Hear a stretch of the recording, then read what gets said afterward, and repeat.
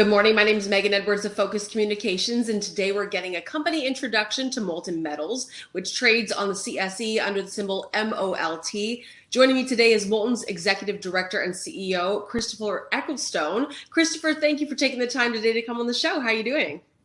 Thank you very much. No, I'm doing very well. Thank you. So for those that are new to the Molten Metals story, can you give us an overview of the company and your focus on the other battery metals? Right. So the given in the battery industry is that lithium is the be all and end all, but in fact it isn't. There's much more to lithium-ion batteries than just lithium, but way beyond the lithium-ion battery, there are various other battery formulations, and there are other chemicals and elements that are critical in the functioning of lithium-ion batteries, but other battery formats. And particularly, our focus is on mass storage. That is when you're, for instance, taking power out of wind turbines or solar farms, and you want to store it while the electricity is being generated and then release it at a later time, maybe during the night with solar. You need to store it somewhere. And the type of formats in which you store it are vanadium redox flow batteries and antimony molten salt batteries.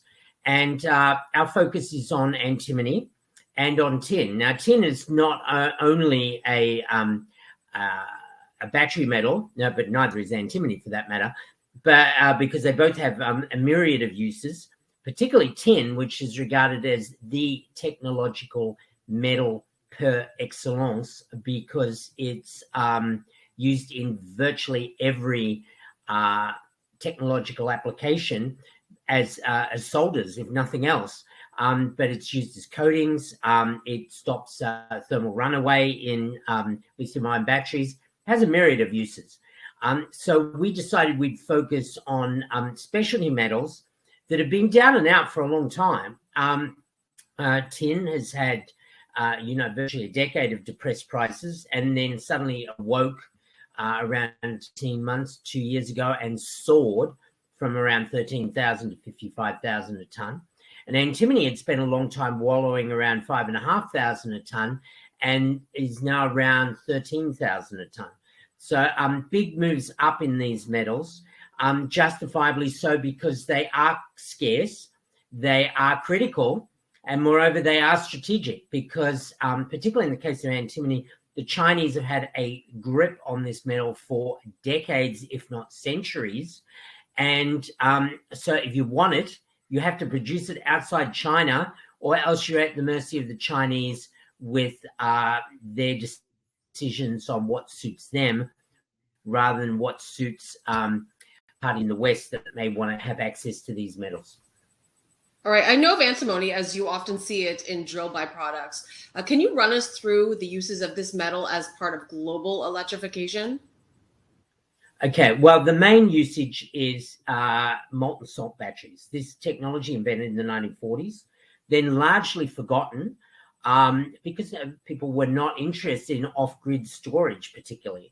And so what's happened is that over the last 10 years, largely driven by a scientist at MIT called Donald Sadoway, professor there, he decided he wanted to commercialize this long-forgotten technology and knock it into shape so that it could be used for off-grid applications on a mass storage basis. And so antimony is the main component in these batteries in a salt form. And these batteries have various advantages that make them pretty attractive. They don't suffer from thermal runaway. They maintain their heat, which is something that lithium-ion batteries do not do in cold environments. They maintain their charge as well. They do charge up very quickly, and they have a longer lifespan than other formats such as lithium-ion batteries. So they're a competing alternative, but in fact they're a better alternative for mass storage. Antimony molten salt batteries have no application currently in EVs. Their activity is somewhere else in the technological world. And so, we can't confuse it with EV batteries here. Now, Molten Metals is primarily focused in Slovakia. Can you tell us a little bit more about antimony in this country and what attracted you to this country as an investment jurisdiction? Right. Well, Slovakia, of course, is in the center of Europe. Used to be the other half of Czechoslovakia, and then they broke up in the 1990s and went their own ways.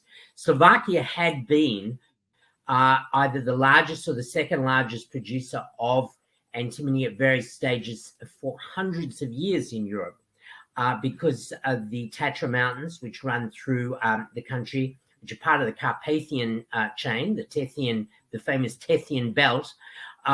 They have been mining the metal there for hundreds of years. And during the 1990s, post the fall of the Iron Curtain, the government there was not interested in supporting loss-making activities, and so the mines were closed down. So that meant that the mines were closed down not because they were unviable in terms of not having metal. They still had large reserves of metal, but because it wasn't viable at the very low prices that reigned at the time, and also because the government was determined to get rid of loss-making activities.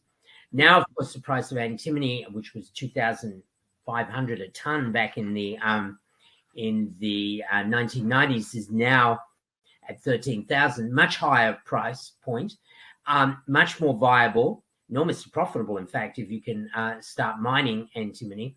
So our goal is to reactivate some of the mines there, particularly mines that already have resources identified. We do not want to reinvent the wheel, spend a lot of money on exploration and waste time. The crisis in the antimony market is now. It's now that people want the product and will be needing it over the next few years, particularly as antimony molten salt batteries are very much at their genesis at the moment.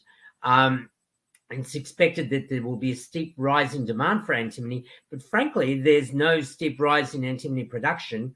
In fact, there's, if anything, antimony production has been declining in recent years due to the exhaustion of various major mines that were in China. So we're aiming to take advantage of this situation and move into the space, hopefully, with fingers crossed and everything else, that we will become the largest non-Chinese producer within the next few years. Okay, fingers crossed. Christopher, could you give us an overview of your key projects that you're focusing on currently? Okay, cool. We have 4 projects. Now, first initial project was West Gore, which is in Nova Scotia, originally Canada's largest antimony mine, closed around the time of the First World War, and then had a bit of, sort of small-scale production after that in the 1930s and 1940s, but really, essentially out of action for a very long time. So our goal there is to find existing resources or remnant resources and exploit that. But in the short term, we decided we'd focus on Slovakia because there are large identified resources there. So we have 2 antimony projects there. The first one, which we're reopening virtually as we speak. We started reopening the mine adits, which had been collapsed in the 1950s. We started reopening those last week. Well, our bigger project, though, is Troja Rova, which is around 15 kilometers from Bratislava, the capital. And Troja Rova has a very large resource. It's around 45,000 tons of contained antimony, which at current prices is worth around $600 million US. So it's certainly worth us reactivating that. And we're looking to hopefully produce something between 3,000 to 5,000 tons a year from that. And that will give us quite a long mine life. We're not having to build a mine because the mine is already there. They used to build exploratory adits as their means of exploring back in those days rather than just drilling. So we have a ready-made mine with access to this resource. So it's going to minimize the capex that we need to do. And our 4th project is actually a tin mine. It's a tin mine that was identified in the 1980s. It has a resource as well. And at the moment, we're waiting for the tin price to pick up again, which it started to do over the last 2 weeks after the Chinese had suppressed the price for a few months in an attempt to make it cheaper. But now the market has rebounded. So we see a good scenario there for us reopening the tin mine, which is called Bear Creek, and then sending a concentrate maybe to Poland, where which is very nearby, and where we can get it smelted. So we're in a pretty good position with roasters and smelters in the general vicinity. And Europe has zero antimony production. It has not had any production since the Slovak mines closed in the 1990s. So that means that, dreams of a circular economy are not possible if you don't have initial production. And so we will be the first antimony production in Europe since the 1990s.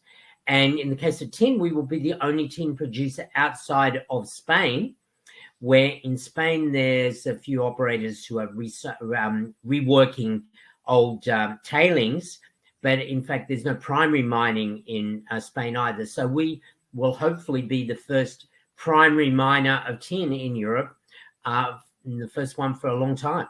So we have sort of humble but big ambitions at the same time. Now, before I let you go, are there any major takeaways that you would like to leave with our audience? 13,000 a ton. The margins on that, if people could make money at 5,000 a ton, you imagine that at 13,000 a ton, all of that extra dollars in the price move is actually just go straight to the bottom line. So that's the attraction of antimony for us. Potentially very profitable margins, both at the gross margin and at the net margin level. Christopher, we really appreciate you taking the time to run us through the Molten Metals story today. Thank you so much. We hope to talk to you soon. Great. Thank you very much.